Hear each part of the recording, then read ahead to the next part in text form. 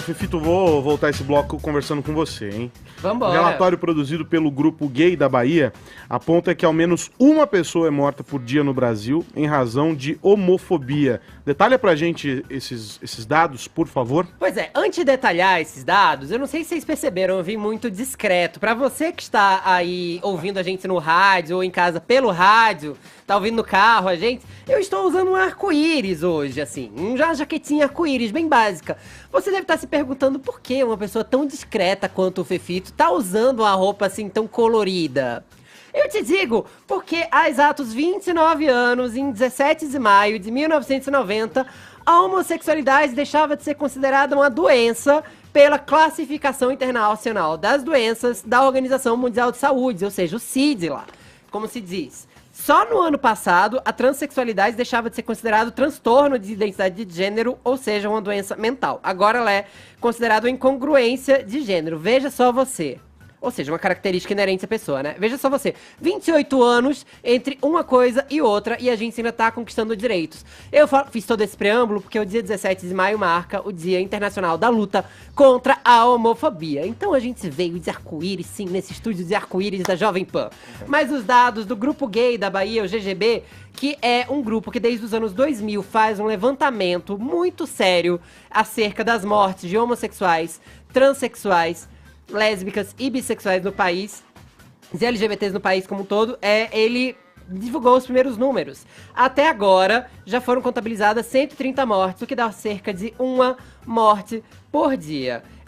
O dado, ele é baixo, se você para pensar assim, mas ele é alarmante. E eu vou te dizer por que é alarmante, fiz até pausa pra isso. Porque a gente tem um grande número de subnotificações. Como a homofobia não é considerada crime no Brasil inteiro, quando se registra uma agressão ou um assassinato, ele é registrado como um assassinato comum e não como um assassinato motivado por crime de ódio, como acontece, por exemplo, no feminicídio. Então, virtualmente, depende de quem registra o caso definir se a pessoa foi vítima de um ataque LGBTfóbico ou não. E a gente sabe que as pessoas estão muito imbuídas de preconceitos, inclusive nessas horas, porque o assunto não é tão debatido. Em 2018, no mesmo período, o número de mortes registrado foi de 140.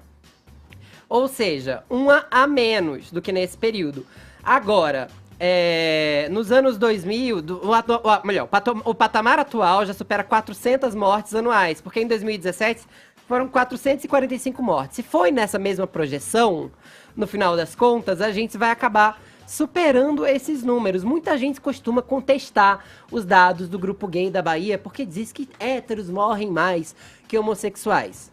Sim, e eu vou te explicar por que héteros morrem mais que homossexuais. Porque héteros morrem por crimes comuns. Homossexuais também estão sujeitos aos mesmos crimes. Todo mundo pode ser vítima de latrocínio, de roubo, de um assalto ou de um assassinato por motivo bobo, numa briga de bar. Mas héteros não são mortos pelo simples fato de que são héteros. O levantamento do Grupo Gay da Bahia, inclusive, mostra que em números absolutos São Paulo é líder de mortes no país, seguido de Bahia e Pará. A principal causa da morte é o uso de armas brancas, como esfaqueamentos. Depois, armas de fogo, espancamentos e estrangulamentos.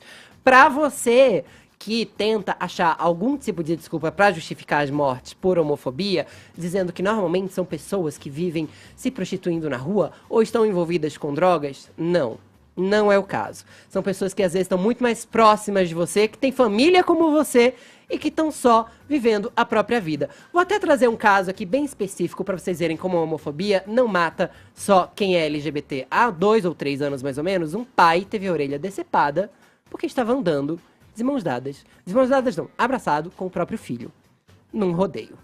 Então, assim, cabe a gente tentar fazer um mundo mais tolerante. Então vamos aproveitar esse dia 17 de maio, e se você tem um parente ou um amigo LGBT, abrace ele, mostre um pouquinho de tolerância, porque esses números são bem maiores do que o GGB registra. Ô Caio, ainda ontem nós falamos sobre os números da violência, né, no levantamento de um comentado pelo ministro Moro e etc. Queria ouvir você a respeito desses números aqui especificamente. Na verdade, assim, é sempre muito difícil fazer comentários sobre a questão de homicídio, até porque a gente vive num país em que nem 10% dos homicídios são elucidados, Sim. né? Então, a gente vive, de fato, uma crise. Eu acho que, muitas vezes, a militância, né, o viés político, ele acaba prejudicando a boa discussão. Todos aqui são entusiastas dos direitos humanos e, entre eles, aí, a liberdade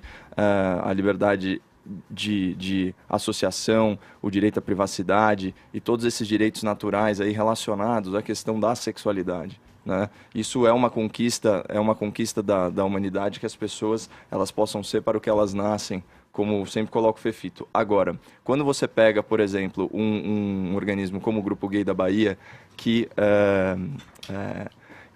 de certa forma usa os dados de uma forma de maneira incorreta, isso prejudica muito o debate. Por exemplo, tem uma matéria... Mas por que o GGB usa isso de maneira incorreta, Caio? Então, eu queria recomendar aqui para o ouvinte da PAN uma matéria desse mês ainda da Gazeta do Povo, que tem o título "Estatísticas sobre morte provocada por homofobia são infladas". E eles fizeram um levantamento com base naquele ano em que 347 homicídios foram apontados pelo GGB, pelo Grupo Gay da Bahia, só que um grupo de pesquisadores se debruçou sobre esses casos e concluiu que apenas 31 deles eles são indiscutivelmente relacionados à violência contra homossexuais e travestis. Lógico, isso é gravíssimo, mas isso reflete apenas 9, 10% do que é o total desse número, né?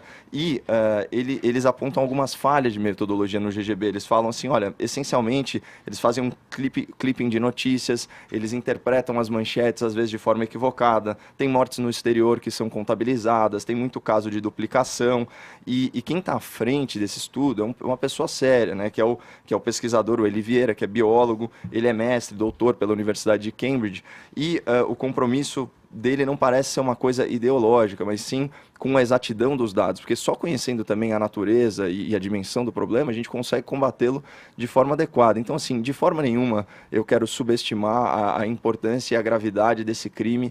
O preconceito contra homossexuais existe e ele deve ser superado pela nossa sociedade. Agora, os fins não justificam os meios. Você inflar números, você maquiar situações ou você forçar interpretações não agrega ao debate e acaba, de certa forma, deslegitimando a luta. Sabe o que também acho que não agrega ao debate? Não agrega ao debate se a gente atacar o único órgão que está disposto a contabilizar as mortes que não são notificadas e não são estatística feita pelo governo. A polícia não transforma crimes de homofobia em estatística, o governo não transforma crimes de homofobia em estatística, a gente tem um único grupo que está disposto a artesanalmente, do jeito que pode, levantar esses números e criticar esse grupo para tentar desinflar números que a gente sabe que são subnotificados. É basicamente fazer o que a polícia faz nas delegacias quando um homossexual vai lá procurar porque é agredido por crime de ódio.